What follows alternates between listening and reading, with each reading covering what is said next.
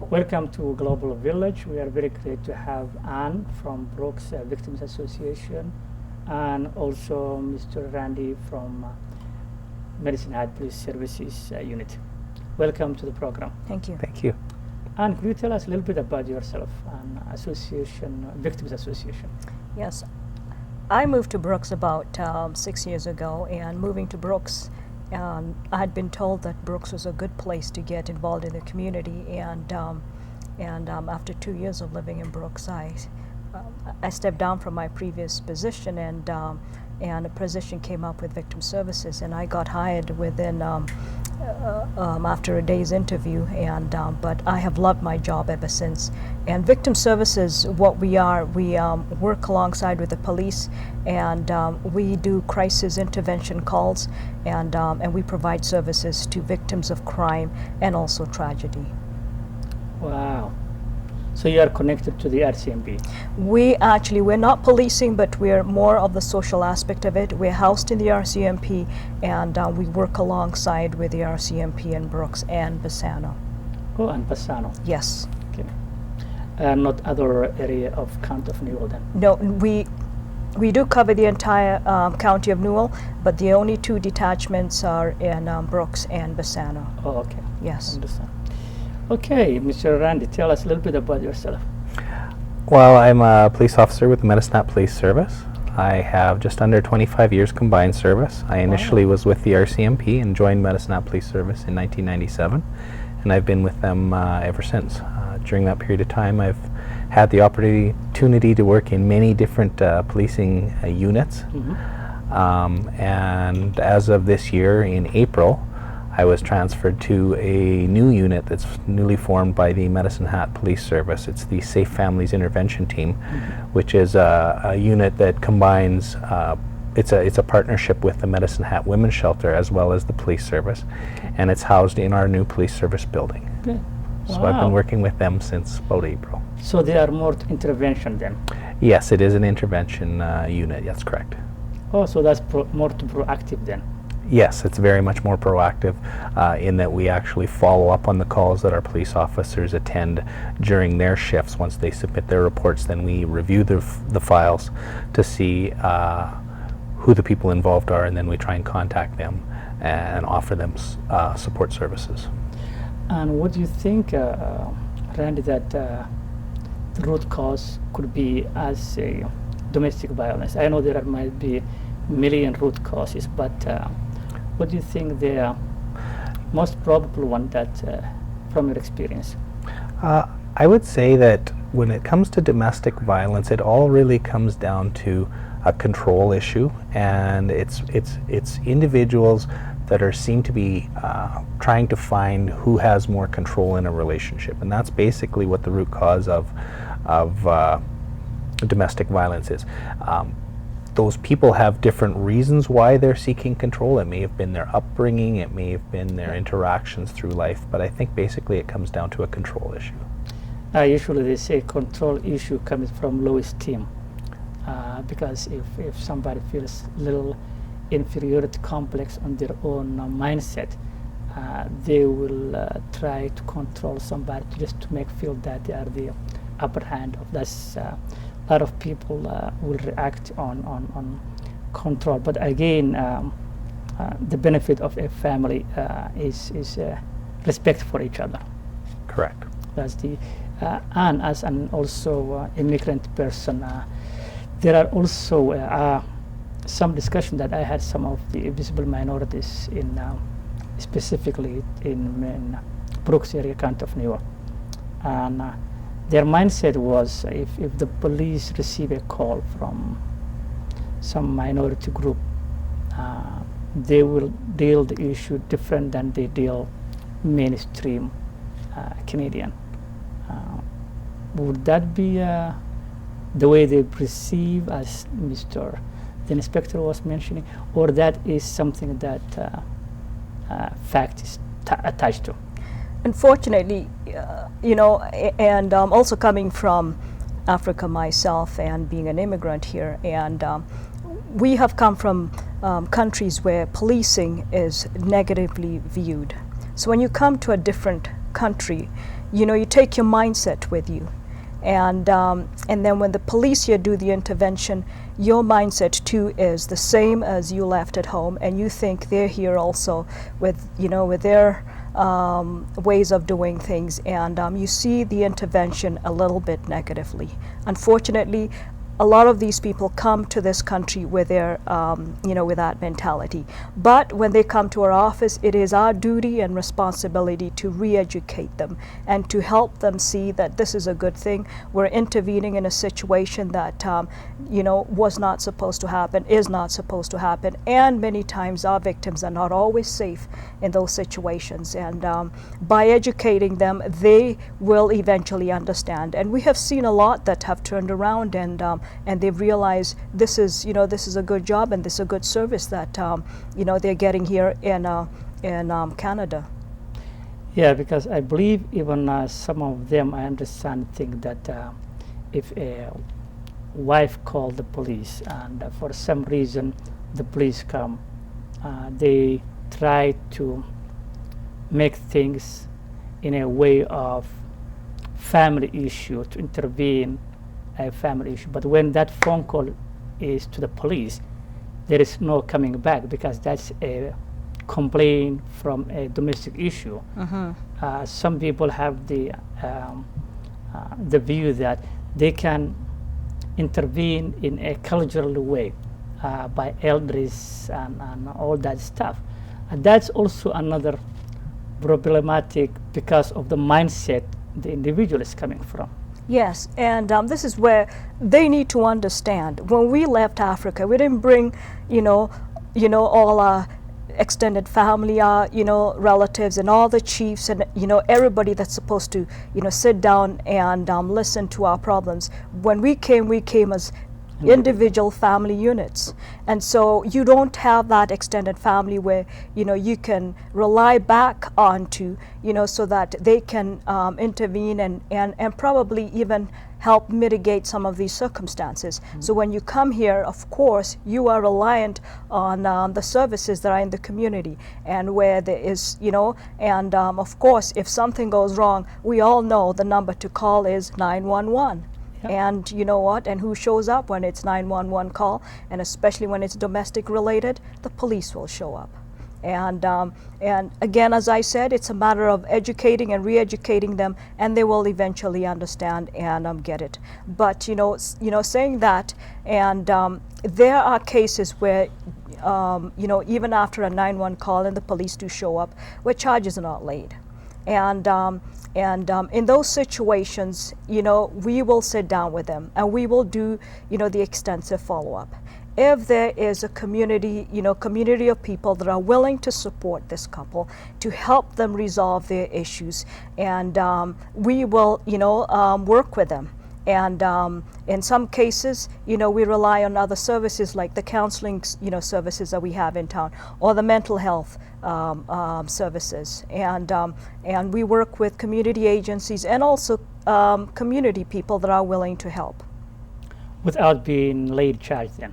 That is where where charges are not laid, which means it's not going into the legal system. Okay. And once it goes into the legal process, that is completely different. And it's handled within the legal system, and that is where we advise them: could you allow the legal process now to take over, and everything will take its place, and and they'll come out understanding, and he'll come out and probably he'll be required to go for counseling services and support services. And the legal system has a wonderful way of handling, domestic violence issues too. No, that's wonderful. Thank you very much. And yeah, coming back, Mr. Randy. So the intervention that you have, what are the success? Well, success, because we're such a new unit, the successes we hope to see in the future. Okay. Right now we have 3 people on our team. There's myself, which is the 1 police officer, and 2 outreach workers, which are from the shelter. And our goal is to try and contact everyone involved in a domestic violence file to to follow up and offer some outreach services. So to have them come in to speak with us, whether we go to them or they come to us, to speak with them, determine what their needs are, to try and help them work through the system, and as well to provide additional education about cycle of abuse and violence and how it works, because a lot of times people don't have that understanding. So that's what we try to bring forward from our unit, and we also try to do danger and safety planning with them, so that should they choose to stay in that relationship, they have some tools there to make sure that they can stay safe. Thank you very much. There is also an issue with regards to the children, for example. The way that immigrants discipline their children is totally different the way that Canadians discipline. And that's also a big issue of, I don't know, there was a book written by a Chinese lady, a Tiger Mom or whatever that book was called. It's a very much different the way the East countries discipline their kid and the way the Western. So what is the fine line of disciplining, for example, a kid, or crossing that to become abuse? Well, that's a very good question, and there's been many people that have tried to come to an exact answer on that. Mm-hmm. And basically what the Criminal Code of Canada has said is that you can use certain amounts that are very minimal and corrective in nature to help with discipline of a child, but you can't go past that. And that's basically the determination of what goes past that tends to be put into the courts system and argued quite often about whether that is too much or whether it isn't. So that's, we look at it on a normal continuum from our perspective. There is some amounts of very minimal discipline that are allowed, but there is no anything set in stone per se that says here's what's acceptable and here's what isn't. It doesn't have a list. That's good. I had a friend who phoned me one time and had a problem with his teenager. And I told him, well, you know what? Yeah, that's a very fine line. But my recommendation to you is you give him, the kid, a phone. All the privileges maybe you can negotiate with your son, because those are the privileges that you give it to him, not a right for him to have a cell phone, all that stuff.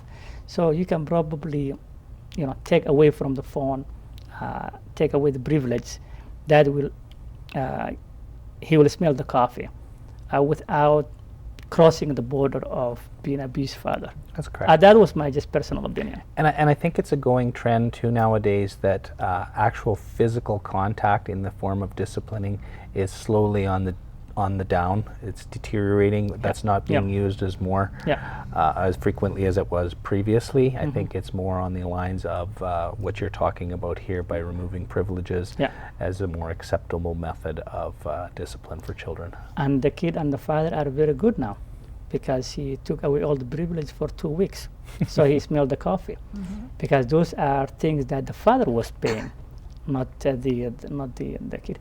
And what do you think the advantage of diversity population like the one we have in Brooks Medicine had? Usually it's diversity communities have an advantage, for example, to have a diverse community from different ethnic groups from the mainstream. What do you think the advantage could be, for example, of having a diverse population? Especially living in Canada, it's always good to, go to a small town, especially like Brooks. Yeah. And when I first moved there, I felt like I just fitted. And in fact, I was told it's Africa within the continent of North America. Yeah. And the first advantage is that many cultural groups, it brings a kind of a flavor into into the community, and we learn about each other, and we learn to get along with each other too, and also we also learn to understand different cultures, their foods, it's an integration that is very, very interesting, and it's really good. It's also good, for those that grew up in Canada also, Yeah. to understand us, and it's really good. Yes. Same question. What do you think, Mr. Randy, about the diverse population or diverse communities advantage? Well, I think it's very good that people see how other people live and understand how they live, because when we see cultural differences Yeah. and religious differences, I think it gives us a better understanding and a better acceptance of other people, Yeah. which as a whole creates a more peaceful place, a peaceful world to live in. And that is true indeed. There are some of the cowboys that, especially the farmers, sometimes when you talk to them, one of their argument in terms of diversity is they've been given too much, the new immigrant population. When you say you've been given too much, you're just generalizing the whole group of people. That's right. I think that's an overgeneralization. I think that Generalization. that's somebody's individual perception, and I mean, there are other people that probably share that perception. However, I think that it's good when we look at all the conflict that's going on in the world nowadays. Yeah. The more we understand people, and the better we are equipped to deal with that, I think the better the world will be. No, that's very, very true indeed. And Anne mentioned that Brooks is a prime example of a small town with 80 different ethnic groups, not included the cowboys in the neighborhood. So that's a larger number of, and they get along very well. The count area not so much, because you have also Mennonites and all that other nationalities, especially from Denmark and those other nations. When you say immigrant, that includes also the people who immigrate from Denmark or Norway or other places. In case of you have a call from Rolling Hills or places like Tilly or those areas, would you respond to that area together with RCMP if there is a need, for example?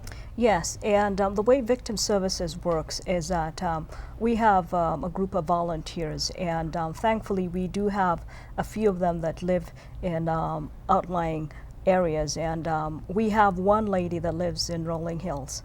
And so as soon as a call comes in and there needs to be an immediate response in Rolling Hills, she is right there on site, and the police know to call the Victim Services number, and then we will call her up and request that she responds to this address, and she will go there. And we're also equipped with 2 unit vans, so we're able to drive to whatever location that the police are, and whether it's Tilly, whether it's Dutchess, and or even as far or as Gem, or Rosemary, and we can do that. All the way to Gem? Gem, correct. Wow. Yes, remember we service the entire county of Newell. Oh, okay. Yes. So you only have then someone in Rolling Hills? Yes, right now we only have someone in Rolling Hills, but we do have one person in Bassano who can respond to Gem and Rosemary. Oh, okay. Yes. So thank you, Anne. What do you say about the average call of domestic violence in Medicine Hat area? Is it increasing or decreasing the last many? It is increasing, and it's increasing quite rapidly, yes. Oh.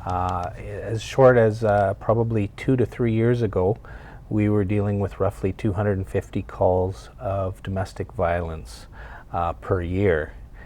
Last year in 2013, I think we were at 565 calls of domestic violence.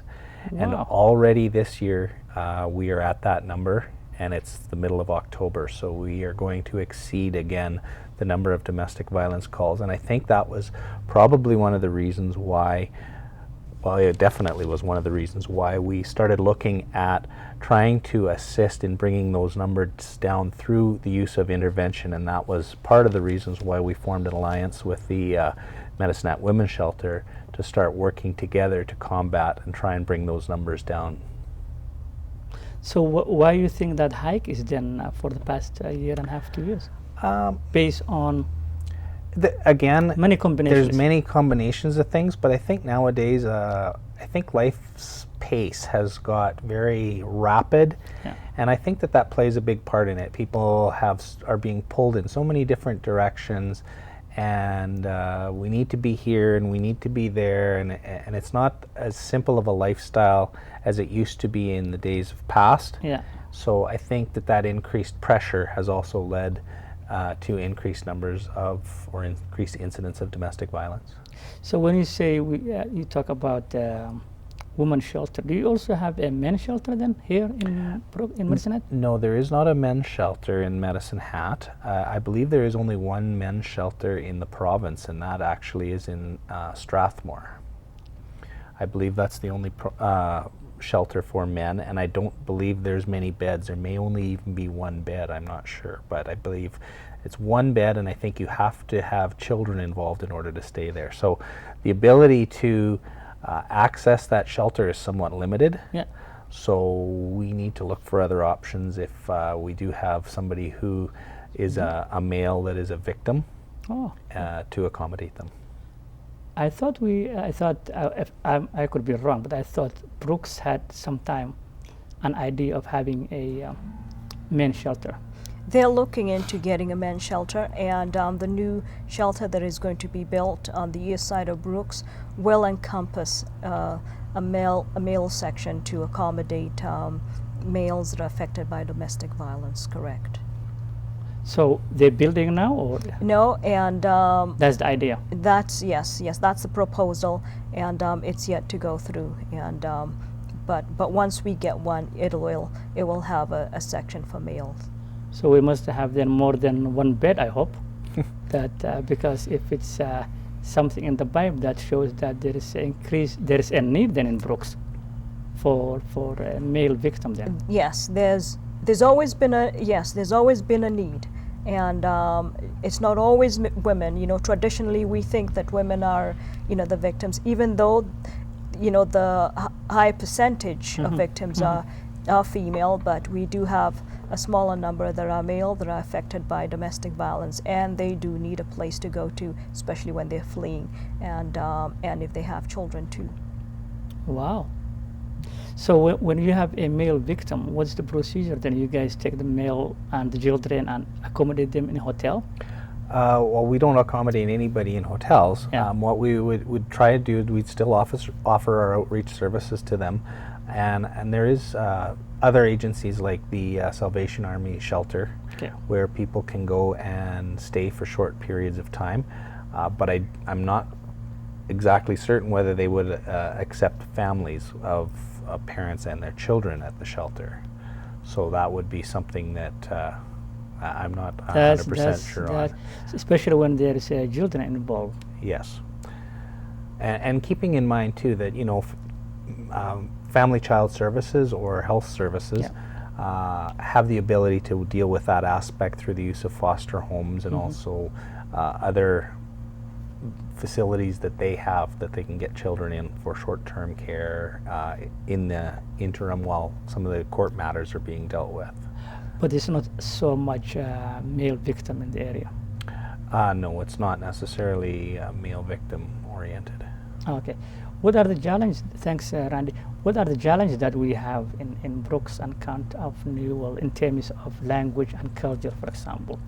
Do we have a challenge, for example, when there is a call to the police station? Yes, and we've had cases, and especially when it comes to nighttime cases, especially when it's when it's an immigrant does not speak English. English is not their first language. They'll need an interpreter, and it does get a little bit difficult, especially in the night calls, because you can't get a person to interpret. Sometimes you can use language line, and language line, it's not always 100% that you will get someone to interpret. And so in that case, it has to wait until the following day. But we're also fortunate in Brooks to have different agencies that do offer translation services. For example, your Brooks and County Immigration Service, SPEC, Association for Children and Families. They do have a place where they offer translation services, and so we're able to get translation and services very, very easily. And during the day, during workout days. When it comes to cultural issues, even as we discussed before, it is the mentality, it is the cultural norm of those people.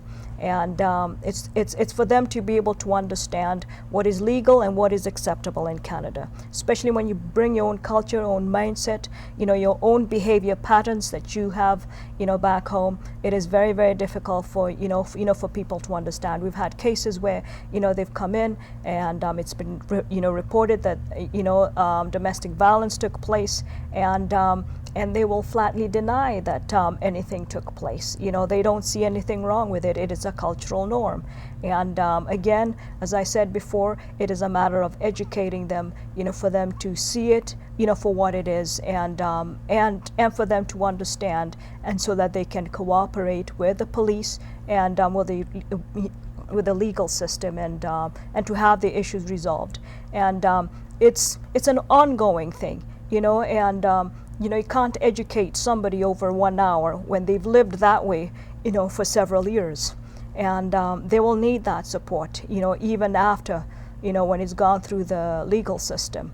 And so this is where, community services come in, and to help them, educate them. And yes, cultural, sometimes culture can be a barrier, but it can be overcome. So when you're referring, for example, the culture that they brought from back home, what about the Asians or the Latinos? Would that all come to the same triangle of the culture, or there is different? We all come with our own cultural backgrounds, whether it's African, whether it's from South America, even Europe. We all have our little cultures, and but then there's nothing wrong with culture. It's when culture clashes with, what is legal in Canada, and that is where they have to understand and re-educate themselves on how to behave, and to a point where it's legal in Canada. So the basic thing is education is the important fact of these people, so they will understand the system Absolutely. more, so they will leave everything they had in their mindset Yes. back home. Yes. That's a very good one. What would you like to say, final word, to the viewers in terms of domestic violence? I would like to say that there is help out there. Domestic violence is prevalent within the community, and I'd like to leave my phone number if anybody would like to call, 403-529-8463. If you're in a domestic violence situation and you're looking for some information, please don't hesitate to call. There you go, Mr. Randy. Thanks. Anne, would you have your final word to the viewers? Yes, you know what? I'll echo what Randy said, and we're out there to help anyone that is in a situation with domestic violence. When it comes to victim services, I would advise you call the police first, and then you'll be referred to victim services. But there is an answer. You do not have to live in a violent situation all your life. Thank you very much. There you go. Well, domestic violence is an important factor, so don't let anyone abuse you. Don't let anyone to control you, as you mentioned, Mr. Randy. So speak up and speak out, and I believe domestic violence in many different languages is domestic violence. That is correct. No need for translation. That is correct. Don't cross the line. Very simple mathematics. Don't play the victim card. Yes. Be nice and listen and obey the law. Yes. That is the bottom line. Yes. Thank you very much for coming, and Thank you. very much. Yes. Thank you very much, Thank you. Mr. Randy. Ahmed. This is the end of Global Village. Thank you very much for joining us. I would like to thank County of Newell, City of Brooks, and Medicine Hat College for their continuous support of the Global Village show. Until then, we hope to see you next time. Have a great one, and God bless you.